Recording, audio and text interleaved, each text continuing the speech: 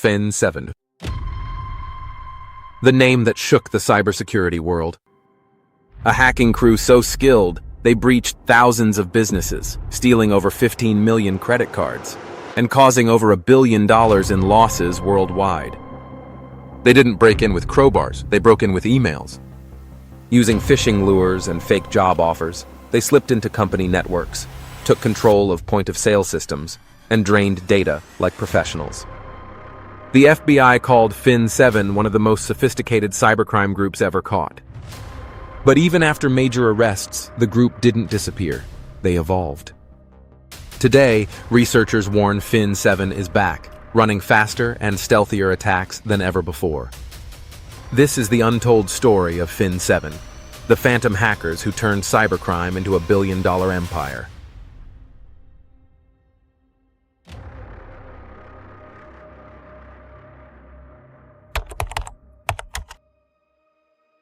FIN7 wasn't just another group of hackers. They were professionals. Launched around 2015, FIN7 built one of the most organized cybercrime operations the world had ever seen, with its own HR department, recruiters, managers, and developers. They operated under a fake company called Security, convincing skilled IT specialists they were doing legitimate penetration testing work, when in reality, they were breaking into real businesses and stealing millions. Security was clever. It looked real: website, contracts, salaries, and that made it the perfect cover. Employees were given step-by-step tasks, thinking they were testing security defenses. But those tests were live attacks against restaurants, hotels, and retail companies across the US. The scale of FIN7's operation was staggering. By 2018, they had hacked into more than 3,600 business locations and planted malware on 6,500 point-of-sale terminals. Their target list included brands you know: Chili's, Arby's, Jason's Deli, and even hotel chains and casinos. And they weren't just some loose group of criminals. FIN7 had project managers who coordinated campaigns, developers who wrote custom malware, and analysts who made sure every hack was profitable. This wasn't hacking for fun. It was cybercrime as a business. But FIN7's clever disguise wouldn't last forever.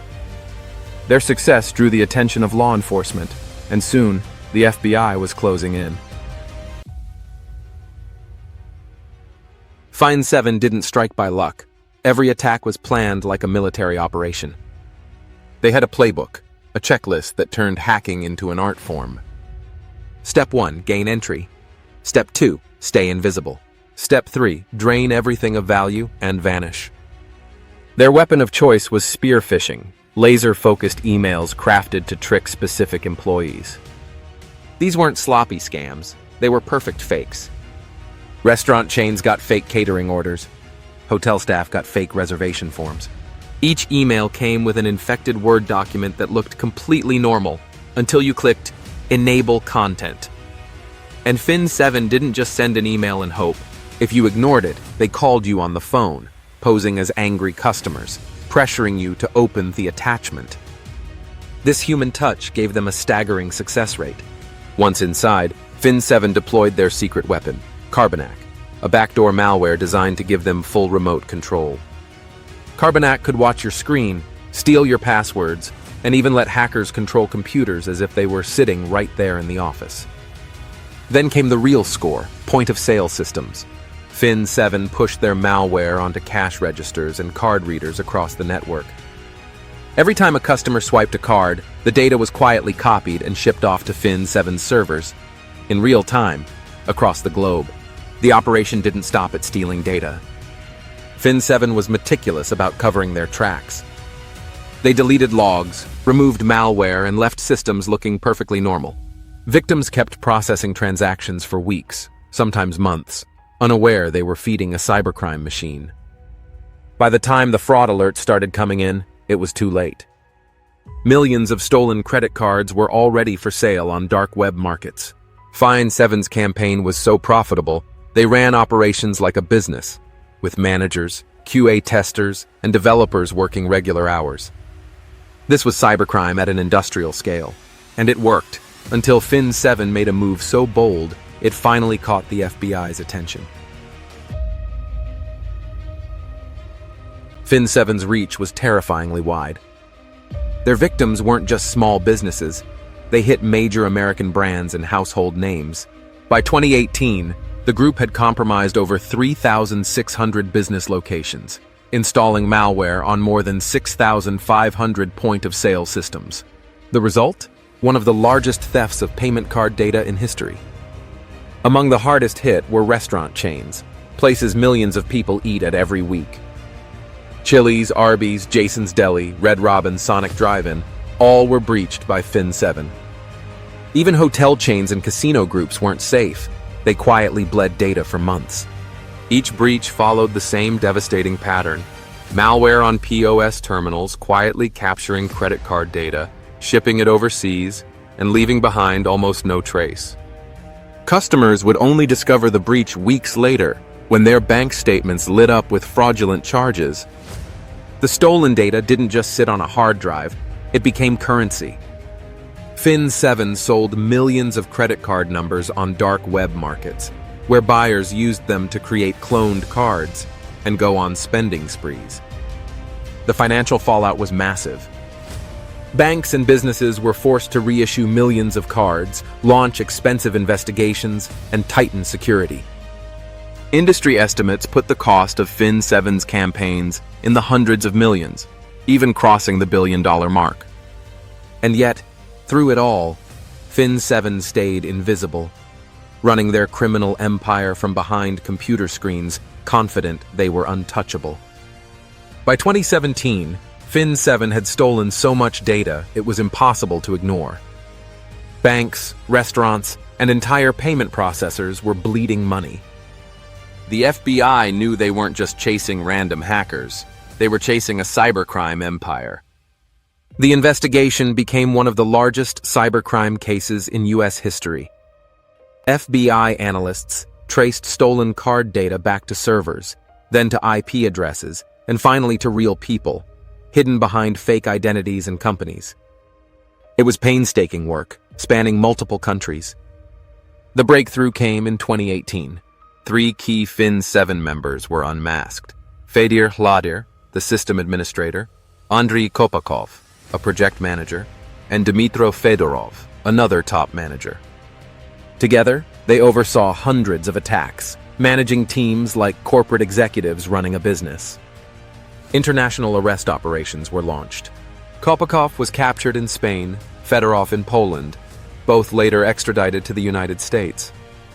Hladir was arrested in Germany, where investigators found laptops filled with evidence of FIN7's operations. In court, prosecutors revealed the staggering scale of the crimes: more than 15 million stolen credit cards and billions in damages worldwide. Fedir Hladir pleaded guilty and was sentenced to 10 years in federal prison. U.S. attorneys called FIN7 one of the most sophisticated hacking groups ever brought to justice. But the takedown didn't wipe out FIN7 completely. Cybersecurity researchers soon saw signs the group's infrastructure was coming back online: new servers, new phishing domains, new campaigns. It seemed the arrests had hurt them, but not destroyed them. FIN7 had been knocked down, but not out. Their next move would be their boldest yet, evolving beyond card theft and into new forms of cybercrime. Most criminal groups fade away after arrests. But FIN7 was different. Even after their leaders were in prison, traces of the group started reappearing online. New servers, new phishing domains, new attacks. It was as if the empire was rebuilding itself in the shadows. Cybersecurity researchers soon confirmed it. FIN7 wasn't gone. It had evolved. Instead of just stealing credit card data, the group was expanding. They began selling advanced tools to other hackers, including AV Neutralizer, also known as AllKill, malware designed to disable endpoint detection and antivirus software before an attack. This marked a dangerous shift. FIN7 wasn't just stealing anymore. They were arming other criminals. By selling their tools, they multiplied their impact, enabling countless other attacks worldwide. Researchers also discovered FIN7 testing automation. Instead of relying on manual attacks, they built scripts and platforms that could scan the internet, find vulnerable systems, and break in almost instantly. This wasn't hacking by hand, it was hacking by machine. From retail and hospitality, FIN7 shifted to bigger targets: corporations, critical infrastructure, even ransomware operations. They adapted, survived, and rebranded, becoming a ghostly presence in the cyber underground. And that's the chilling truth. FIN7 may never be fully gone. Like a hydra, every time one head is cut off, another seems to grow back. Their story is a warning. Cybercrime doesn't end with arrests, it only adapts. FIN7 started as credit card thieves. Today, they're architects of cybercrime.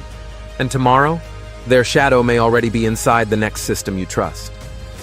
The story of FIN7 isn't just history, it's a warning.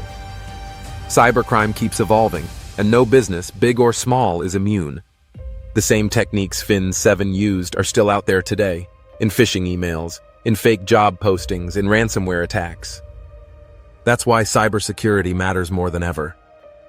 At T-Laris, we've built AI-powered defenses to fight scams, fraud, and digital threats, because the next FIN7 could already be planning their move. If you're serious about protecting your business, your money, and your future, the time to act is now. Visit T-Laris.com and learn how our technology helps keep you one step ahead of cybercriminals. And if you found this story eye-opening, make sure to subscribe to this channel. Here, we break down the biggest cybercrime cases in the world, from hackers to heists, so you can understand how the digital battlefield really works. Hit the bell, stay updated, and join us for the next cyber story. This was the story of FIN7, the Phantom Hackers. The war against cybercrime isn't over, but together we can fight back.